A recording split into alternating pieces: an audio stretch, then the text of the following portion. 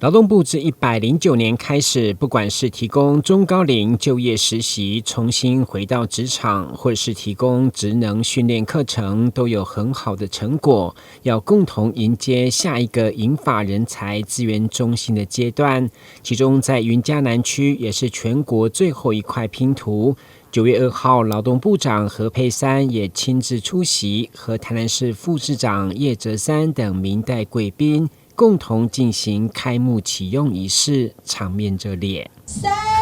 2、1，云嘉南区银发人才资源中心正式启用。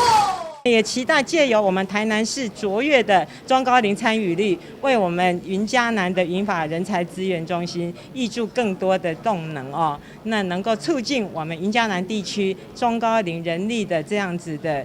来增进，然后能够为我们当前社会的缺工的问题，我们来做一个路径的这样子的一个选择。面对产业结构改变，企业缺工，面临人才荒问题严重，所以站在中高龄就业需求和友善职场的相关政策执行方向，立委也相当肯定。透过这样一个中心，能够让更多的中高龄的银发族能够重返职场。其实相对的各行各业缺工问题非常非常严重我们希望社会能够创造这样的一个新的就业管道也能够让符合企业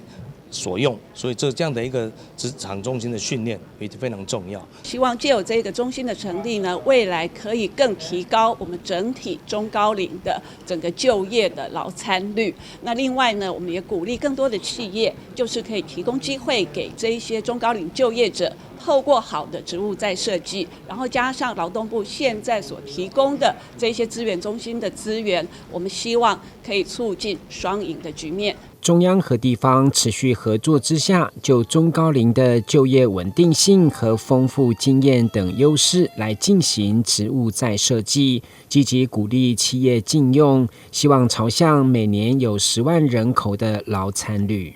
是在所谓的劳动人口上，有21万的中高龄人口已经投入了这样子的职场。那也谢谢我们很多的企业界，大家提供了很好的友善环境，让我们这些中高龄族群可以进到这些职场上